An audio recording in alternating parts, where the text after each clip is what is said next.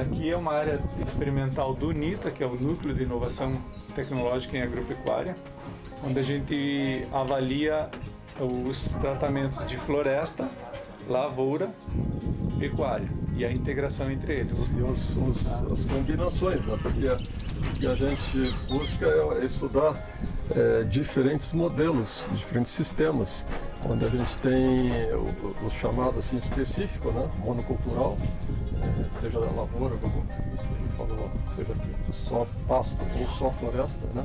E aí combinação, árvore com pasto, árvore com lavoura, árvore, pasto e lavoura, ou pasto e lavoura. A gente tem 7 combinações diferentes. Para você ter uma ideia, então é só lavoura, onde tem o milho.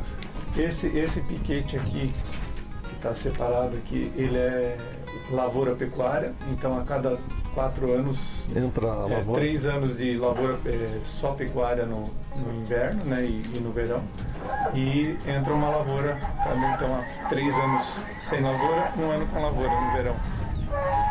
Esse aqui é só pecuária. Aqui você tem pecuária floresta. No caso com eucalipto? Isso, com eucalipto bentame, e agora a gente está substituindo por araucária. Certo. E na sequência ali seriam os 3, né, lavoura, pecuária, floresta, depois lavoura, floresta, onde não entra gado, e no final lá tinha um maciço florestal que agora a gente já retirou. Você quando é um experimento, né? Aqui já tem mais de 30 teses, doutorado, né? Doutorandos e mestrandos, então já passaram em torno de 30 trabalhos nesses 9 anos. Né? Porque oferece experiências muito ricas, né? Sim, e aí são 3 repetições de tudo isso aí. A gente tem 10, lá no fundo é um bloco que a gente chama, né? 7 tratamentos. Aí no meio aqui tem outro, repete os 7 e da estradinha para cá, os 7. Aí tem as repetições para dar aquela análise estatística, segurança de que os resultados que a gente vê. Vamos mostrar na prática, então, para quem tem curiosidade, conhecer como é que vocês conseguem fazer isso, como é que isso funciona.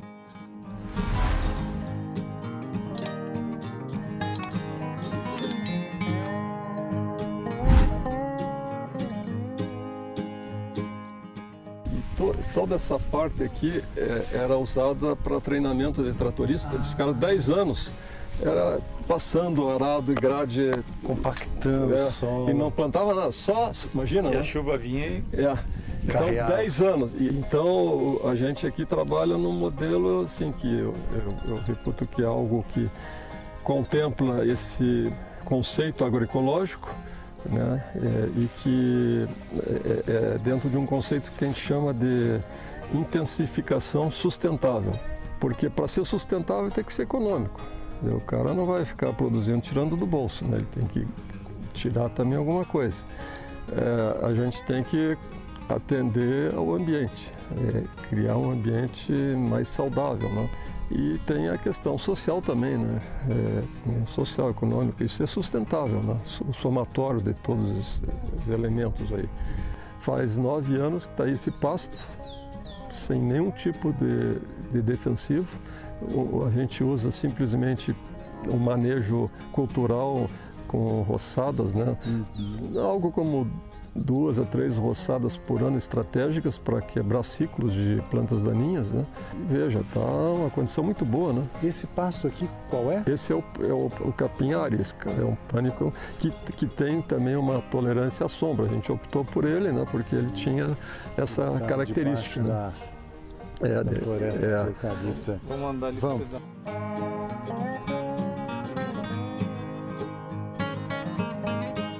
Silvano, essa espécie de eucalipto aqui, qual é? Essa espécie de eucalipto é o eucalipto bentame. Ele é uma espécie assim, bastante resistente ao frio, ela resiste até menos 10 graus. É uma espécie de baixo interesse econômico no momento aqui no Brasil, porque ela fornece uma madeira que ela racha muito, é difícil de você conseguir tábuas para construção.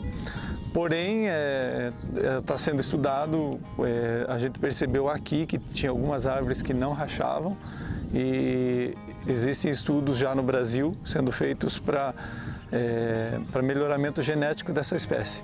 E o maior interesse dela agora que está despertando com estudos nos Estados Unidos, que ela dá um rendimento muito alto de etanol.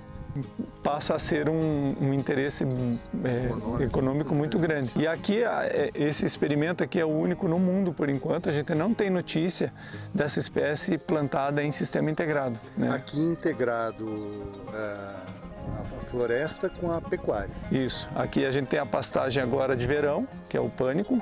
No inverno é plantado aveia preta e o animal pasteja essa aveia preta também com sombreamento. A vantagem de você ter a árvore no sistema é que no verão você diminui a intensidade do calor, no frio você diminui a intensidade do frio, a pastagem fica protegida, né? A geada não queima a pastagem. Precisaria ser uma geada muito forte para isso, porque a árvore funciona como um quebra-vento. Então a árvore ela traz muitos benefícios, além do conforto animal, ela traz benefício para a própria pastagem, que se for uma pastagem tolerante à sombra, como é o caso aqui, fornece um alimento rico em nutriente para o boi, e você tem altos rendimentos aí da pecuária. E claro que a madeira também é uma possibilidade de Sim. retorno financeiro num período de tempo aí de aproximadamente 10 anos? Até menos do que isso. O eucalipto, ele pode ser já colhido com 3, 4 anos para madeira fina, para construção civil, para palanques de cerca, né? E à medida que você vai aumentando o tempo, você vai aproveitando essa árvore para fins mais nobres, né? Agora vocês decidiram substituir os eucaliptos por araucária. Por araucária. Enquanto você me explica por quê, vamos mostrando aqui como estão as araucárias. A gente tirou então uma linha do eucalipto bentame e colocou a araucária. Mantivemos o eucalipto bentame para ter o efeito da sombra sobre o animal. E na medida que essa araucária vai crescer, ela vai fornecer a sombra pro boi e a gente vai substituir os eucaliptos por araucária totalmente. E essa espécie de araucária, ela é diferenciada? Ela é diferenciada. De um crescimento mais rápido? Se a gente olhar aqui, você tem um enxerto aqui. Essa é uma araucária enxertada, ela é para produção de pinhão. Ela é para produzir em 6 anos e meio, 7 anos, já está produzindo pinhão. Essa araucária é fruto também daquele estudo da Universidade Federal? Sim, do professor Zanetti. Ele que foi o nosso parceiro aí que conseguiu as mudas para a gente. Quer dizer, aqui a gente vai ter uma substituição da renda que viria da derrubada dos eucaliptos, seja para a finalidade que for, construção civil, ou mesmo tábuas, enfim. Sim. Pela produção de pinhão. Pinhão. De pinhão. E a troca do eucalipto, que é uma espécie exótica, pela nativa, que é a araucária, ela traz também um significado ambiental? Hein? Sim. Na medida que você está colocando uma espécie nativa, você tem, além do apelo popular, você tem uma espécie que já é bastante adaptada. Você favorece toda a fauna, toda a parte de diversidade biológica, você favorece com essa espécie. Ela é muitas vezes mais econômica do que se você manter o eucalipto. O eucalipto, exatamente. Aqui esse ponto aqui é gostoso porque você tem uma visão da parte dos tratamentos. Lá embaixo você vê o milho lá. Então lá é o lavoura floresta. Aí ele mesmo milho plantado lá foi plantado ali, só que ali tem o efeito da árvore. Né? E é o mesmo tipo de eucalipto também? É o mesmo tipo de eucalipto. Bom, aqui nós temos uma estações meteorológicas. Quantas são aqui? São 3 que estão em funcionamento e elas são automáticas, né? A gente pode estar acessando a informação a cada momento, tempo real, lá do escritório, né? Aqui, por exemplo, acabei de abrir o aplicativo, né? Essa aqui é a linha de árvores, ó. Então aqui nós estamos com a temperatura no momento 24 graus. Chuva acumulada até agora 0 nesse último momento, né? Aí a gente tem a radiação fotossinteticamente ativa, que é a PAR, tem o nível da bateria, chuva acumulada, na outra tem o sensor de ventos, então a gente acompanha para fins de explicação, né, de por que o resultado às vezes está atrelado a uma condição climática, né, de temperatura muito baixa. Qual é mais ou menos a diferença de temperatura dessa área onde nós estamos, que é uma área de plantio de eucalipto e pastagem integrados, né, para uma área, digamos, aberta, pleno sol. A gente tem uma que é a pleno sol, exatamente nesse mesmo nível, né, que é saindo aqui.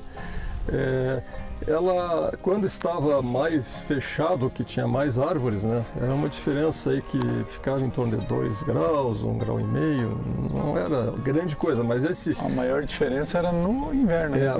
Mas essa pequena diferença, que aparentemente 1 grau, 2 não é muito, pode significar o fato de a geada, né, ser mais ou menos severa. Então a gente aqui, em todos esses anos, o pasto, nosso pasto perene, que é tropical, né, aqui, ele praticamente se manteve verde durante o ano todo, né, resistiu bem a geada. Sendo que a pleno sol, sem as árvores, ele todos os anos torrou, né, com frio.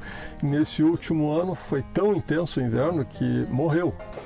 Então eu queria perguntar para vocês como é que vocês conseguem produzir tanto conhecimento científico, desenvolver tanta experiência diversificada, enfim, né, e que enriquece realmente a produção rural, né, nesse contexto aí de dificuldade de verba, de recurso.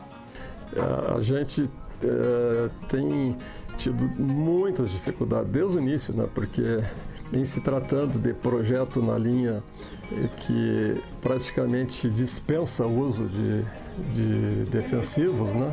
Herbicida, fungicida, inseticida, adubo dentro de uma condição assim mínima que a gente usa, aquilo que é necessário, né? Dentro de um monitoramento correto aí. Então não há interesse das empresas, interesse comercial de entrar como parceiros, né? E nos apoiar, nos concedendo aí recursos para a gente poder tocar.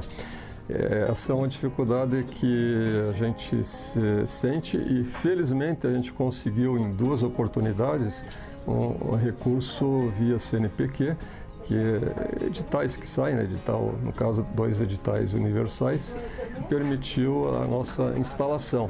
Agora já fazem 2 anos que esgotou. E o que nós estamos conseguindo é uma parceria com um produtor que traz os seus bois para engordar aqui e ele nos concede um aporte de recurso para manter, né, essa estrutura. E os alunos vêm por conta de serem voluntários, né, para ter um laboratório a céu aberto para seu aprendizado, sua formação aí como agrônomos, veterinários, zootecnistas, engenheiros florestais, biólogos. Então, normalmente a gente conta com uma mão de obra bastante grande em função de ser uma área de interesse desses alunos, né? Alguns bolsistas de mestrado, doutorado, com bolsas da CAP, CNPq, e que fazem parte dos programas de pós-graduação, tanto na agronomia, da ciência do solo, como produção vegetal e da veterinária, da zootecnia. Então, isso aí é a base do que nos permite funcionar. Apesar de todas as dificuldades e limitações, eu acredito que a gratificação em produzir conhecimento nessa área deve ser muito grande. Sim, é bastante grande, principalmente porque você tem aqui uma saída para a agropecuária de forma geral. Você passa a ter uma opção de resgatar áreas degradadas, de você expandir o que a gente chama de fronteira vertical, de você não ir para outras áreas e sim intensificar a produção dentro da própria propriedade. Que é um grande dilema do país hoje. Exatamente. E ainda você aumenta a diversidade biológica dentro da tua propriedade e colabora como um todo onde você diminui as áreas abertas, as áreas que não tem cobertura florestal, e você permite que os rios voadores lá da Amazônia desçam. E não aconteça como está acontecendo agora com o Rio Grande do Sul, né, em períodos de laninha, onde você tem uma intensificação aí do processo de calor e estiagem que está acontecendo lá. Isso daqui, na verdade, é a solução para a agricultura do futuro. É isso que a gente vê.